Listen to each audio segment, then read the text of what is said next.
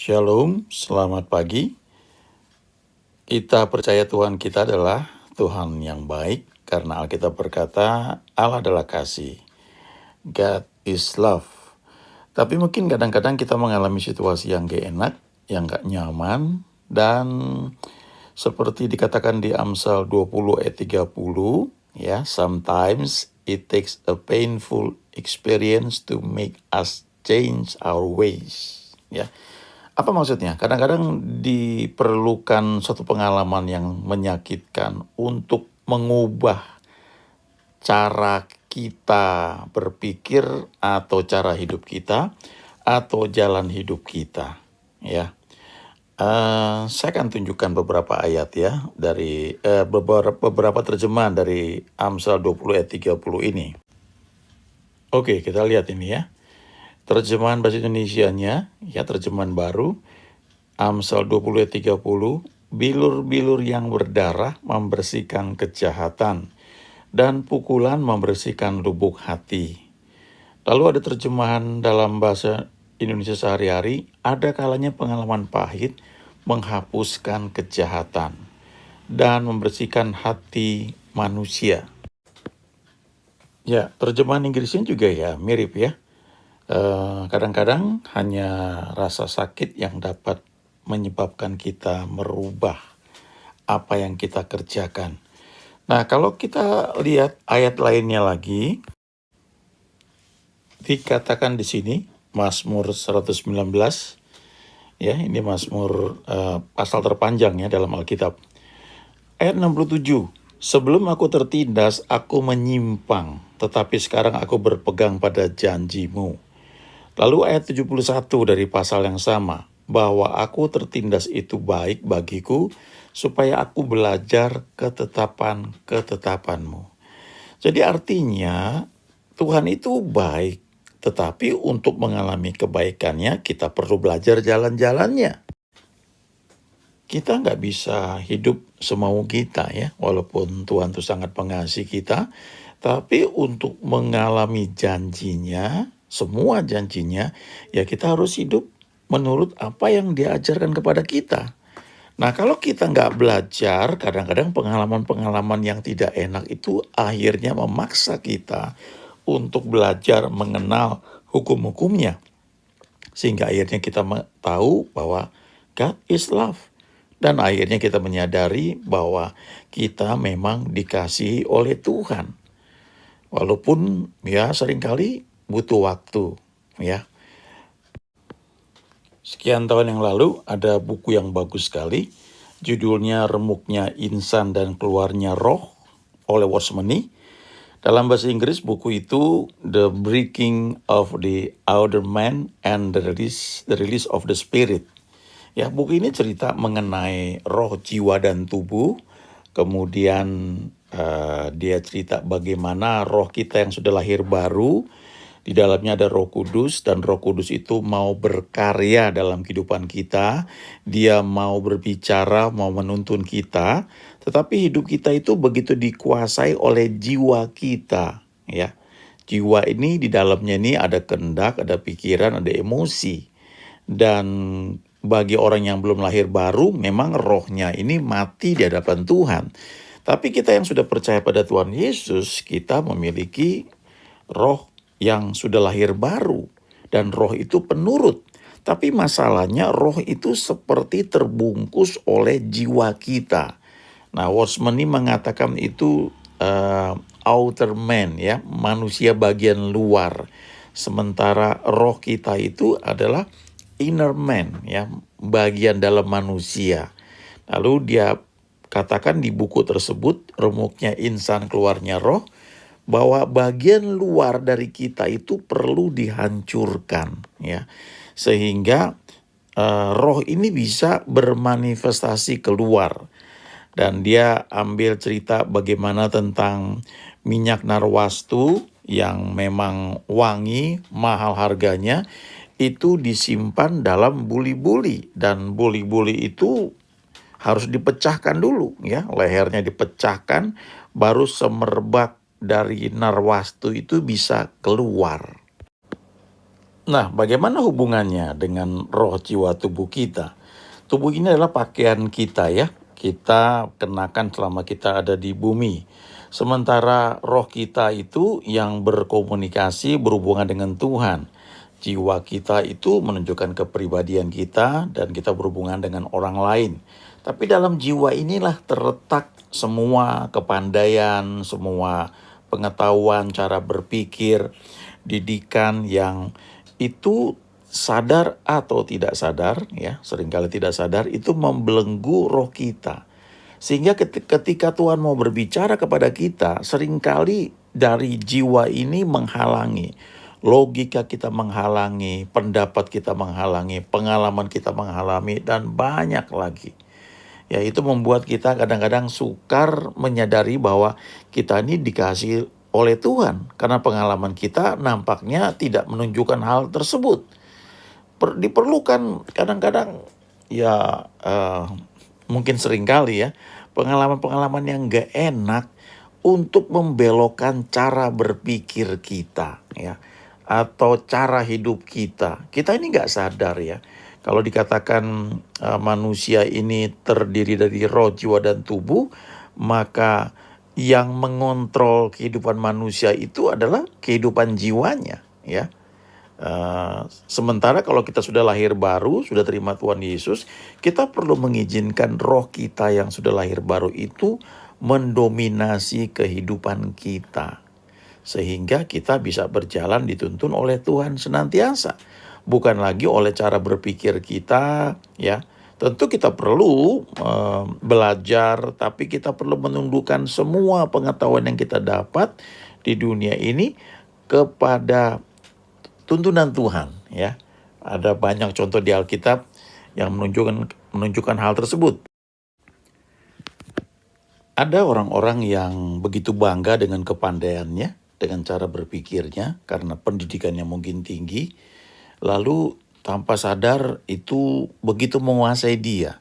Bahkan Paulus juga dulunya seperti itu ya. Dia orang-orang yang pinter, orang yang di bawah pendidikan Gamaliel, orang yang merasa benar diri di hadapan Tuhan.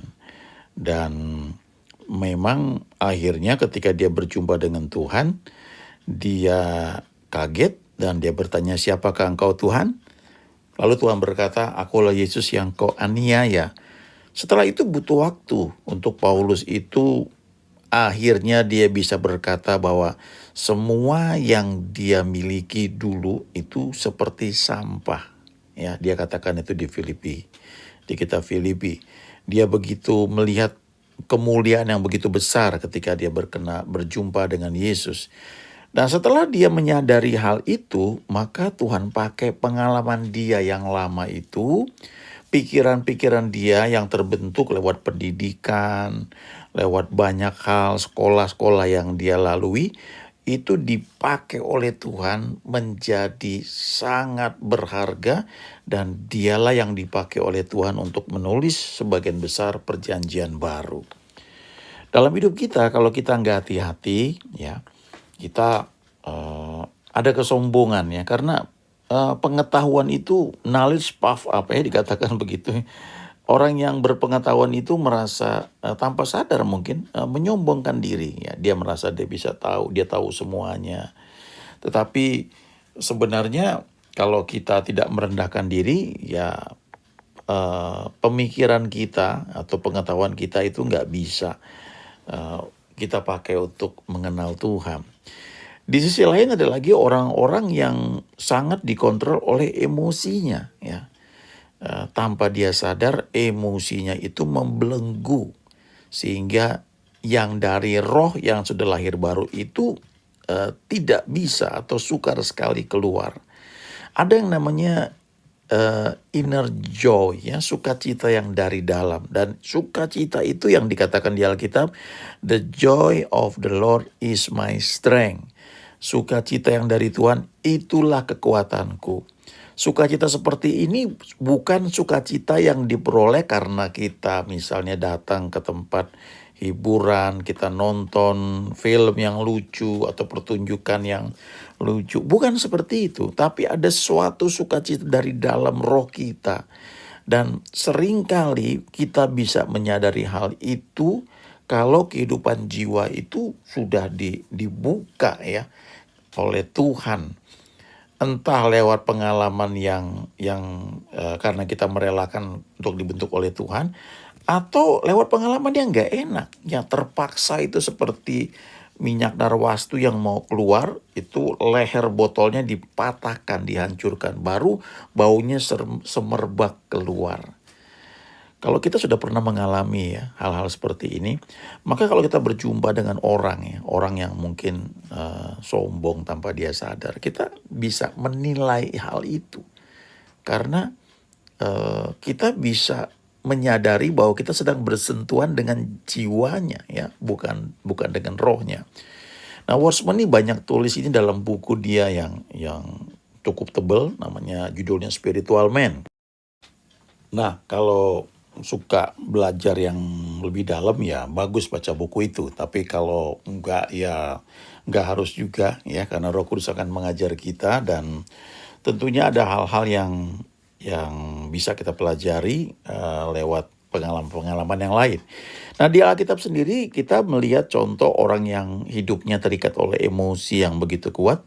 Itu adalah Yakub ya, ketika dia sangat mencintai Rahel dan dia punya 2 anak ya dari Rahel, yaitu Yusuf dan Benyamin. Dia sangat mengasihi Yusuf karena Yusuf itu anak yang lahir ketika dia sudah tua, dan juga Yusuf itu lahir dari Rahel, istri yang dia cintai.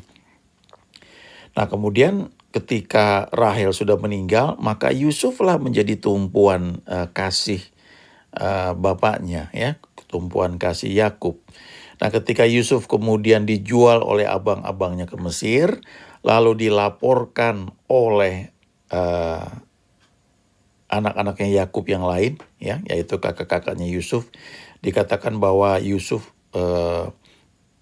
ditemukan pakaiannya penuh dengan darah, dan Yakub mengira bahwa bahwa Yusuf diterkam oleh binatang buas, dan kemudian dia memutuskan untuk bersedih dan dia nggak mau dihiburkan. Alkitab berkata dia nggak mau dihiburkan, dan itu butuh waktu lama sekali. Kalau kita pelajari Alkitab itu butuh waktu 22 tahun ya.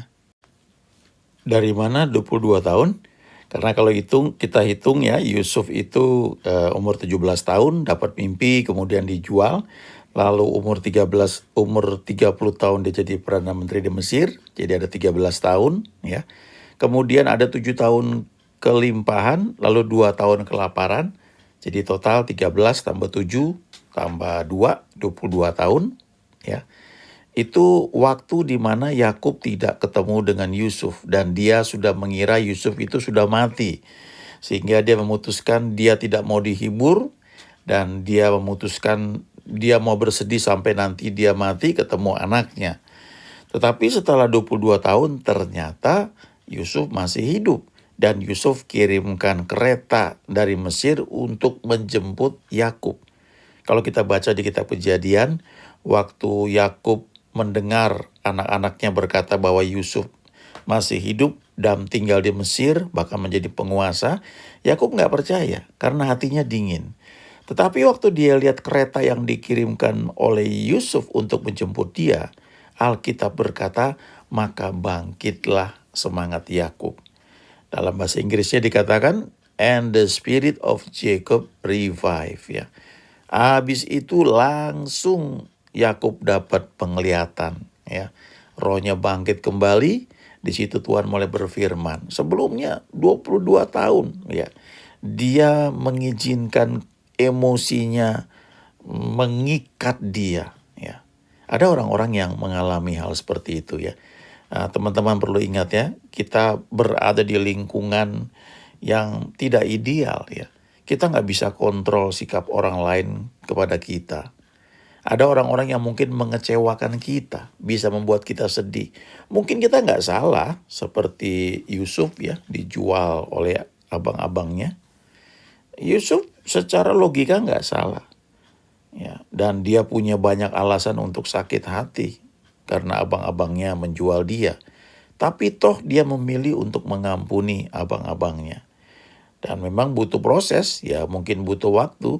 Tapi kedewasaan dia teruji ketika abang-abangnya datang kepada dia dan dia berkata, akulah yang akan menjamin seluruh kehidupan kalian. Ya.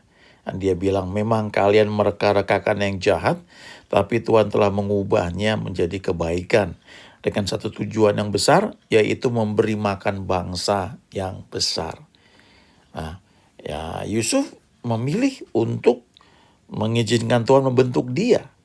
Tetapi kalau Yakub 22 tahun, ya, dia nggak mau dihibur dan selama 22 tahun dia nggak pernah dapat firman. Nah, dalam kehidupan kita mungkin ada orang-orang yang berbuat salah kepada kita. Kita nggak perlu nuntut orang itu minta maaf sama dia baru kita ampuni. Kita nggak perlu simpan sakit hati sekian tahun dan membiarkan diri kita itu dibelenggu oleh emosi kita. Ya, itu jiwa yang membungkus roh kita yang sudah lahir baru.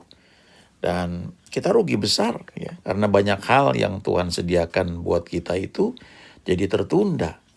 Ya, jadi ada orang-orang yang di kehidupan jiwanya itu sangat bangga dengan kepandaiannya.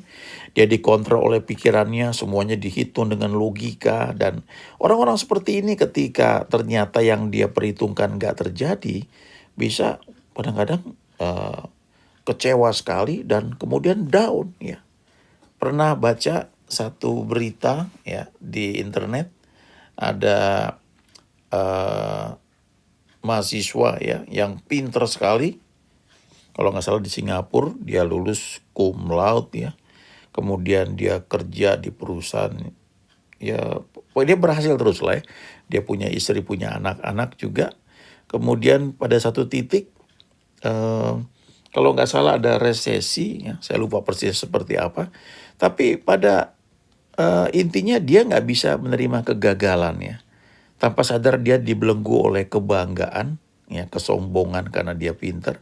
Dan waktu dia ternyata tidak bisa memperoleh pekerjaan yang sesuai dengan standar dia karena situasi keadaan pada saat itu, dia frustasi dan dia bunuh diri. Ya, dia bunuh istrinya, dia bunuh anak-anaknya, lalu dia bunuh diri. Nah, kehidupan jiwa itu kalau kita tidak izinkan Tuhan membentuk kita, supaya jiwa kita ini yang dikatakan sedang mengalami sanctification ya. Kalau kita nggak izinkan Tuhan membentuknya, maka itu sangat merugikan kita.